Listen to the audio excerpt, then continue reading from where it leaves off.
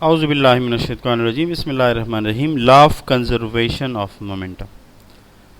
अच्छा जी, यकीनन सब बच्चों ने मेट्रिक क्लास में तो ये पढ़ा है और कोई मुश्किल टॉपिक भी नहीं है। अगर मोमेंटम आपके समझ में आ गया हो तो फिर आप ये भी आसानी से कर सकते हैं। अच्छा जी, सबसे पहले आपको डिफिनीशन याद होनी चाहिए। मैं अगर सिंपल कहूँ तो कहूँगा कि किसी भी आइसोलेटेड सिस्टम में, अब आप कहेंगे सर आइसोलेटेड सिस्टम क्या है?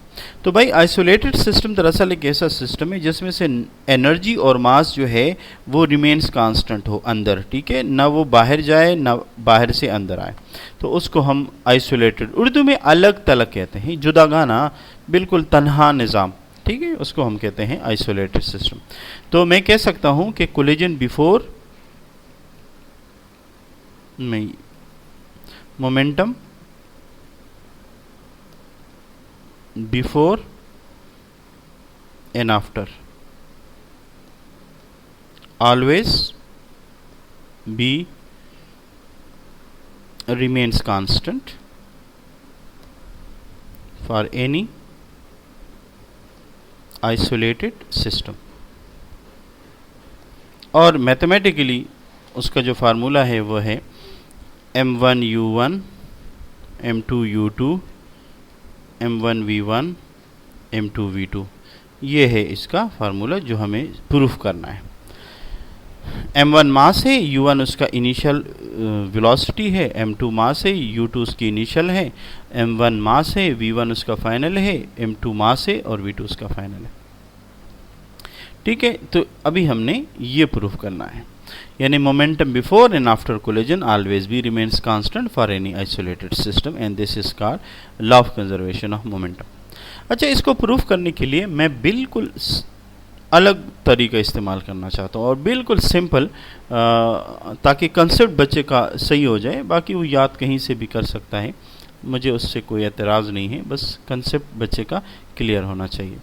देखिए, मैं सबसे पहले यूँ करता हूँ, मेरे पास ये एक मास है और मेरे पास ये एक मास है और ये इधर आ रहा है किसी इनिशियल u1 से और ये इधर आ रहा है किसी इनिशियल u2 के साथ। ये आपका मास m1 है और ये मास m2 है, ठीक हो गया। फिर हुआ ये कि ये करीब दोनों आए और दोनों आपस में यहाँ पे स्ट्राइक हुए, ये m1 था, ये m2 था। दोनों का जो कोलिजन टाइम है वो सेम है, तो t1 बराबर है t2 के, इसको हम t कहते हैं। हाँ, सिमल्टेनियस टाइम है दोनों का, एक जैसा, दोनों ये जितनी देर के लिए इससे टकराएगा उतनी देर के लिए ये भी टकराएगा, ठीक है, इसकी ज़रूरत नहीं है, बहरहाल आपके समझ में आना चाहिए। कोलिजन के बाद फिर ये दोनों वापस एक ख़ास वेलोसिटी से चले गए और वो वेलोसिटी है आपका v2 बना और ये आपके पास v2 बना और ये आपके पास v1 बना। मास वही है, ये m1 था, ये m2 था, ठीक है, इसको भी मैं मिटा देता हूँ। अब देखें, इन दोनों की वेलोसिटी में चेंज देखिए, इन दोनों की वेलोसिटी में चेंज है v1 माइनस u1। इन दोनों की वेलोसिटी में जो चेंज है वो है v2 माइनस u2। अगर इसको मैं डेल्टा t से डिवाइड करूं, इसको भी मैं डेल्टा t से डिवाइड करूं, इसको भी डेल्टा t से डिवाइड करूं, इसको भी डेल्टा t से डिवाइड करूं, तो मैं पहले कह चुका हूं कि इसका जो डेल्टा है ये सब बराबर है, सिमल्टेनियस टाइम है। तो मैं क्या कर सकता हूं, इस इक्वेशन को मैं दोबारा यूं लिख सकता हूं,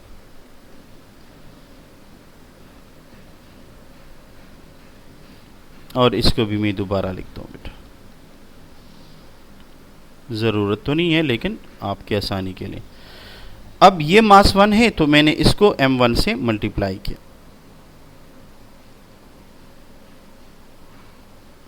ये m2 है तो मैंने इसको m2 से मल्टीप्लाई किया, इधर भी लिख सकता हूँ, कोई प्रॉब्लम नहीं है। अगर देखा जाए तो ये क्या है, ये दरअसल है फोर्स। फोर्स है या नहीं है?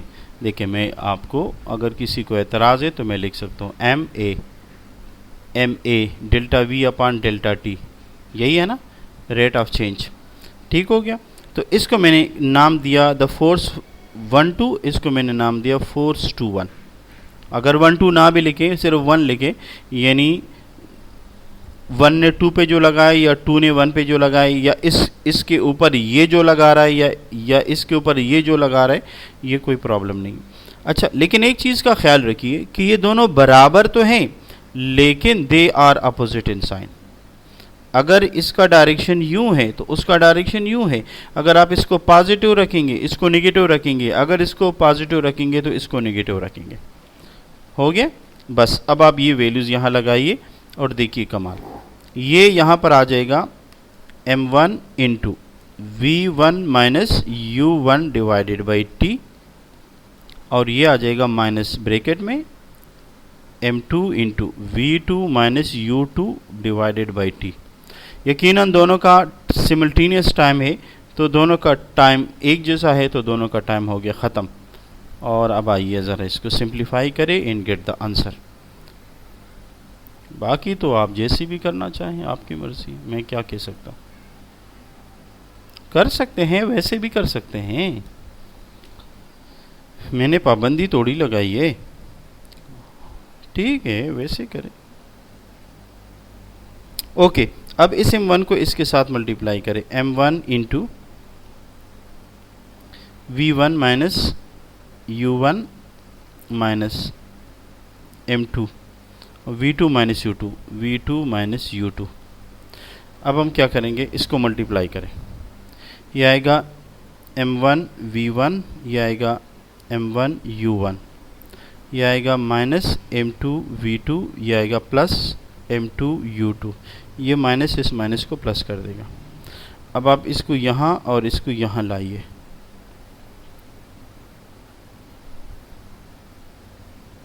ये रहा m1 v1, ये इधर आएगा तो आएगा m2 v2, ये इधर आएगा तो आएगा m1 u1, ये आएगा m2 u2। बेटा यही है law of conservation of momentum. हाँ जी, इसको आप थोड़ा सा अरेंज करके लिखेंगे तो मज़ा आ जाएगा। ओ आर के साथ इसको यहाँ लाइए, m1 u1, m2 u2, इसको यहाँ लाइए तो m1 v1, m2 v2, and this is called law of conservation of momentum.